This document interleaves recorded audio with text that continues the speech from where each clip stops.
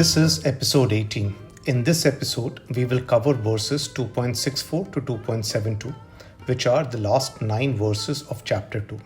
Currently, we are in the fourth part of chapter 2, wherein we are discussing the qualities of the self-realized, sthita-prajna, the characteristics and traits of the one who has achieved eternal peace. Let's start off with the literal translations first. Verse 64, Rag Dvesh Vyuktah tu Vishayan Indriyascharan Atma Vaisher Vidhe Atma Prasadam Adhigachati. Here, God is saying, one who controls the mind, is disciplined and is free from attachment and aversion, even while moving amongst the objects of the senses, realizes God or eternal happiness. So that is verse 64. Next, verse 65 is Prasade Sarv Dukhanam Hanir Asya Upjayate Prasanna Chetaso Hi Ashu Buddhi Pare Vatishtati. God says, with realizing God comes the peace in which all sorrows end, and the intellect of such a person of tranquil mind soon becomes firmly established in the self. This is verse 65. Next, verse 66 is Na asti buddhir ayuktasya na cha ayuktasya bhavana na cha abhavyatah shantir ashantasya kutah sukham. God says, one who is not associated with yoga is not balanced, and such a person doesn't have any wisdom, concentration or focus. A person who lacks focus is always disturbed or lacks peace. And how can one who lacks peace be happy? So this is verse 66. Then verse 67 is Indriyanam hi charatam yat manah anu vidhiyate tadasya harati pragyam vayu navam iv ambhasi. God says, just as a strong wind sweeps a boat off its chartered course on the water, similarly, these strong forces of senses overwhelm your intellect and lead you astray. This is verse 67. Then verse 68 is Tasmad yasya mahabahu nigrihitani sarvasha indriyani indriyarthebhyah tasya pragya pratishtita. This translates to, O mighty Arjuna, one who has restrained the senses from their objects is firmly established in knowledge and wisdom. In other words, one who has their sense organs in full control has their intellect well poised or well established. Then verse 69 is Ya nisha sarva bhutanam tasyam jagrati sanyami yasyam jagrati bhutani sa nisha pashyato muneh. Basically, God is saying, what all human beings consider as day is the night of ignorance for the wise, and what all creatures see as night is the day for the introspective sage. This is a metaphorical verse, and my interpretation of this verse is when all human beings deluded by their blind senses are sleeping, a sage who has achieved peace by virtue of Jnana Yoga, Karma Yoga or Dhyana Yoga is awake. Next, verse 70 is Apuryamanam achal pratishtham samudram apah pravishanti yadvat tadvat kamah yam pravishanti sarve sah shantim apnoti na kamakami.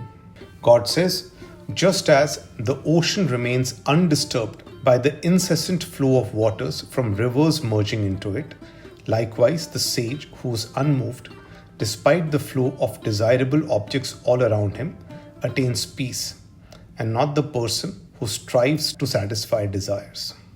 This is verse 70. Then verse 71 is Vihai kamanya sarvan pumansh charati nispriha nirmamo nirahankar sa shantim adhigachati. God says, that person who gives up all material desires and lives free from any sense of attachment, ego and vain attains perfect peace. And then verse 72 is Esha Brahmi Sthiti Parth na enam prapya vimuhyati Sthitva asyam antakale api Brahma nirvanam richati. God says, such is the state of an enlightened soul that having attained it, one is never again bewildered, confused or deluded. Being established in this consciousness, even at the hour of death, one is liberated from the cycle of life and death and attains nirvana, or a state of perfect peace and happiness. So this is verse 72. If you look at these verses, especially verses 65, 66, 71 and 72, all of them talk about peace as a sign of the self-realized or sthita-prajna. These verses also talk about having one's senses under control and not getting distracted by sense objects even while roaming amongst them. In summary, this is what God talks about as a trait of the self-realized. I quote some of these verses again. Verse 2.65 says, Prasade sarv dukhanam haniryasya upjayate prasanna chetso hi ashu buddhi pare vatishtate. All the sorrows end in this blissful state, and intellect is firmly established. Similarly, verse 66 says, Na asti buddhi ayuktasya, na cha ayuktasya bhavana, na cha abhavyatah shantir, ashantasya kutha sukham. One who doesn't have yoga tends to be devoid of intellect, concentration and tranquility. Here God is linking tranquility to happiness. And the implication is that you have to attain happiness or shashvat shanti in this life. God is essentially saying that it is important to attain happiness. In verse 2.71, it's clearly written, Vihai kamanya sarvan pumansh charati nispriha nirmamo nirahankara sa shantim adhigachati. God is talking about the state of attaining perfect peace, which is the same state that we have been referring to in the previous verses. And verse 72 is Esha Brahmi Sthiti Parth Na Enam Prapya Vimuhyati. Such is the state of an enlightened soul, that having attained it, one is never again bewildered, confused, or deluded. So God repeatedly talks about the features of the self-realized or sthita-prajna.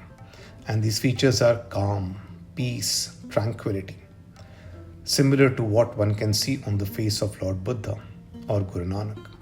Similar expressions could be seen, let's say, on the face of a musician who is in a state of ecstasy while playing and enjoying his or her music. All of these verses describe the one who is self-realized, sthita-prajna. Another verse that I want to quote is verse 2.64, which says, Rag dvesh vyuktah tu vishyan indriyascharan atma vaishya vidheyatma prasadam adhikachati. One who has self-control and has subdued their senses is free from attachment and aversion, even while moving amongst the sense objects, attains perfect peace. The idea is not to give up everything. You don't need to attain peace by giving up everything and heading towards the jungle. Listen to these lines again. The disciplined self moving amongst sense objects, with senses free from attraction and repulsion, mastered by the self, goeth to peace. Moving amongst sense objects. You can walk amongst the sense objects and still attain peace, defying the notion of attaining it only by giving up everything and leaving for the jungle. The point that I'm trying to make is that you don't need to be a renunciate yogi. Paramahansa Yoganand also says that a yogi can be a householder or an ascetic. His view is that the path of a householder yogi is very difficult, as they have a lot of distracting sense objects to deal with in the pursuit of becoming a yogi. Attaining eternal bliss becomes a tad bit easy if you physically separate yourself from these sense objects. He also talks about 4 ashrams in our Sanatan Dharma: brahmacharya or student, grihasth or householder, vanprasth, forest dweller, and sannyas, a renunciate. When you move from grihastha ashram to vanaprastha ashram, thereby separating yourself from the sense objects, that's when you will be able to find the right path to become a yogi. This is fine, but how do I believe that I will live long enough to go through these 4 ashrams? Suppose I don't live long enough to reach the stage of vanprastha or sannyas. Does it mean I should never make efforts to attain God or Chirantan Shanti? I'm not sure, and I'm not convinced, which is why I repeatedly say that the path of karma is a genuine path to reach God.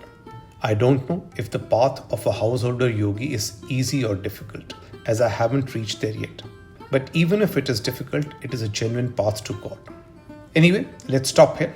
We have now covered all the verses of chapter 2. Thank you.